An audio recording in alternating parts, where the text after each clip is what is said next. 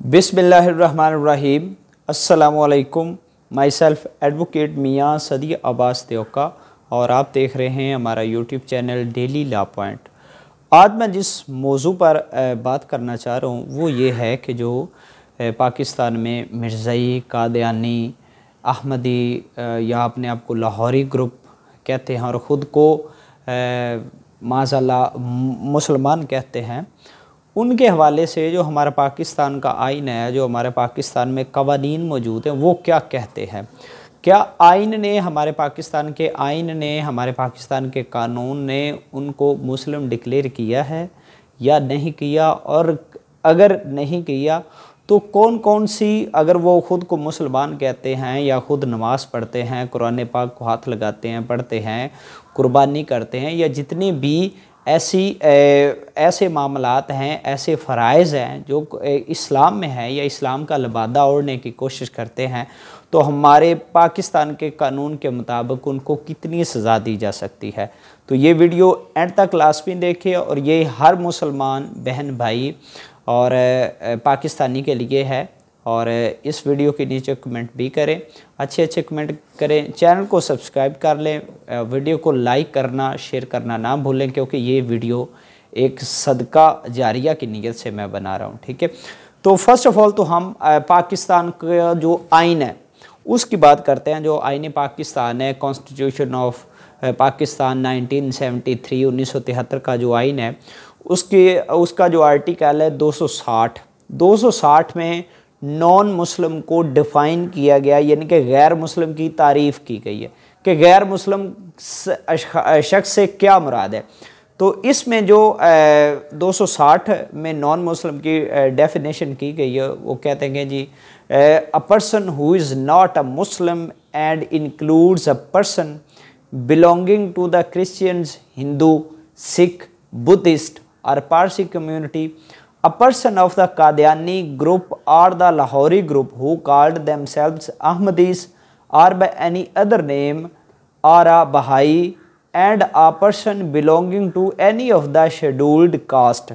ठीक है, यानी कि वो कहता है कि ऐसा शख्स जिसका ताल्लुक सिखिज़म के साथ है, जो ईसाई है, जो बुद्ध मत से ताल्लुक रखता है, जो हिंदू है, जो कादियानी, मिर्ज़ाई, लाहौरी, जो भी उनका ग्रुप है, वो या बहाई है या पारसी है, तो वो गैर मुस्लिम है। पाकिस्तान के इस कानून के मुताबिक वो गैर मुस्लिम है। ये जो गैर मुस्लिम है, ये अपनी इबादत गाहों को मस्जिद नहीं कह सकते। ये जो गैर मुस्लिम है, ये अजान नहीं दे सकते। ये जो गैर मुस्लिम है, ये जितने भी इस्लामी शायर हैं या इस्लाम के रुकन हैं, उनको इस्तेमाल नहीं कर सकते या इस्लाम का लिबादा नहीं ओढ़ सकते। अब आते हैं कि इनके हवाले से जो इसके अलावा कानून साजी की गई है वो कौन कौन सी है। ठीक है, तो उसमें हमारे पास मौजूद है पाकिस्तान पीनल कोड 1868 है, 1868 ताज़ीरात पाकिस्तान, उसकी जो दफ़ा 298B, 298B एंड 298C है, 298C है। ये स्पेशली जो कादियानी मिर्ज़ाई हैं उनके हवाले से ये हमारे पास दफ़ा मौजूद है। तो 298C में ये है कि कोई भी कादियानी ग्रुप या लाहौरी ग्रुप जो ख़ुद को अहमदी कहते हैं, ठीक है, वो किसी भी तरीके से वो यानी कि बोलकर, लिखकर, अशारे के साथ किसी भी हवाले से अपने आप को वो खलीफा नहीं कह सकते, अपने यानी कि या वो हज़रत मोहम्मद मुस्तफ़ा सल्लल्लाहु अलैहि वसल्लम का साथी नहीं कह सकते, अमीरुल मोमिनीन का वर्ड इस्तेमाल नहीं कर सकते।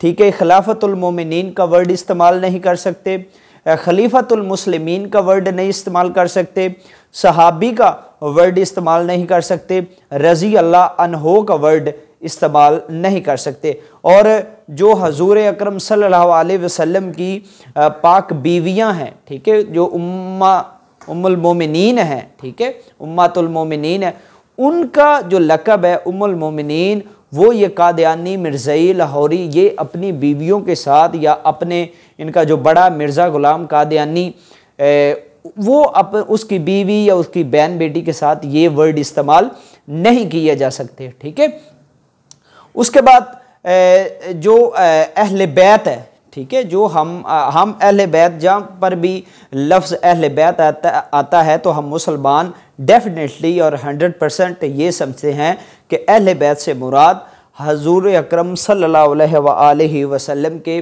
ख़ानदान वाले हैं।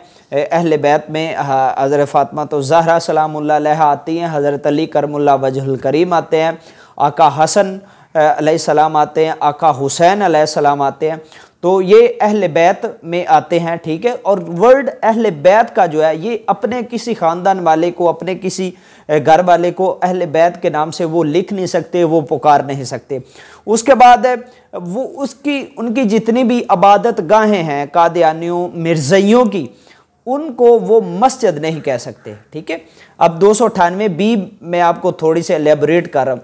लेकिन अगर कोई शख्स ऐसा करता है, अपनी मस्जिद को, अपनी इबादत गाह को मस्जिद कहता है, अपनी वो माज़अल्लाह औरतों के नामों के साथ उम्मुल मोमिनीन या साथियों के साथ खलीफा के लफ्ज़ इस्तेमाल करता है, सहाबी का लफ्ज़ इस्तेमाल करता है, रज़ियल्लाहु ताला अन्हु का लफ्ज़ इस्तेमाल करता है, कोई भी इस्लामी रुकन जो है उसको यूज़ करता है, तो उनके ख़िलाफ़ आप 298 बी के तहत उनके ख़िलाफ़ जो है वो मुकामी थाने में एप्लीकेशन दे सकते हैं, उनके ख़िलाफ़ FIR करवा सकते हैं। और इसमें उनको जो सज़ा है वो 3 साल तक की सज़ा दी जा सकती है।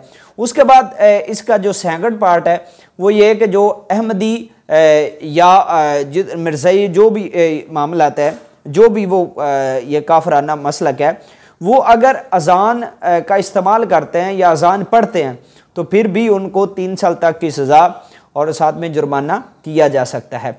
उसके बाद 298 सी है, person of Qadiani group calling himself a Muslim or preaching or propagating his faith, यानी कि जो कादियानी, जो मिर्ज़ई, जो लाहौरी, जो अहमदी ग्रुप है, वो अपने मसलक को, अपने एक उनका जो अकीदा है उसको बतौर मुसलमान के तौर पर या बतौर इस्लाम के तौर पर वो उसको प्रोपगेट नहीं कर सकते, उसमें वो किसी को इनवाइट नहीं कर सकते कि ये जी हम इस्लाम पर हैं, ये नहीं भी कह सकते क्योंकि वो हैं ही काफिर, वो हैं ही गैर मुस्लिम। तो इट इज़ इम्पॉसिबल, उनके लिए बिल्कुल इम्पॉसिबल है कि वो इस्लाम की किसी भी शक्ल में इस्लाम का इस्तेमाल कर सकने, ठीक है। लेकिन अगर वो किसी भी वजह से ख़ुद को किसी को दावत देते हैं, ठीक है, या किसी भी तरीके से अगर वो ऐसा करने की कोशिश करते हैं या करते हैं, तो फिर भी उनको 3 साल तक की जो सज़ा है वो हो सकती है, ठीक है। ये जो पाकिस्तान पिनल कोड के ये जो 2 सेक्शन है 298 बी और 298 सी, ये काबिल दस्तअंदाजी जुराइम में है, ये नाकाबिल ज़मानत जुराइम है। इनके तहत अगर किसी आप जो मिर्ज़ई कादियानी अहमदी है वो किसी भी शक्ल में अगर इस्लामी शायर को अपनाता है, अपनाने की कोशिश करता है, तो उसके ख़िलाफ़ आप मुकामी थाने में एप्लीकेशन दे सकते हैं। मुकामी थाने में उनके ख़िलाफ़ FIR का अंदराज होगा और उनको सज़ा दी जाएगी, ठीक है। अगर मुकामी थाने वाले आपकी बात नहीं सुनते तो आपने किसी वकील के साथ बात करते हुए आपने मुतलका जस्टिस ऑफ पीस यानी कि सेशन कोर्ट में 22 AB की रिट फाइल करके उन लोगों के ख़िलाफ़ कार्रवाई का जो एक ऑर्डर है वो लेना है और उनके खिलाफ फिर FIR वगैरह सारे मामला चल पड़ेंगे, ठीक है।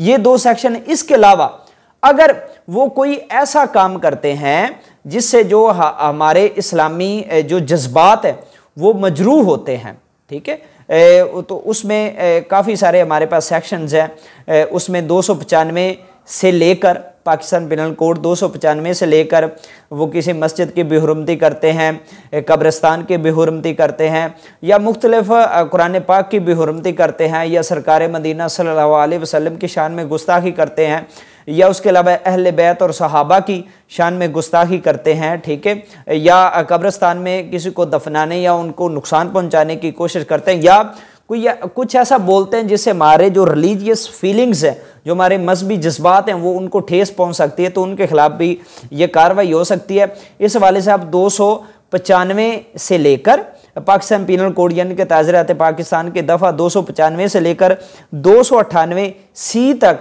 ये बहुत इंपॉर्टेंट सेक्शंस हैं।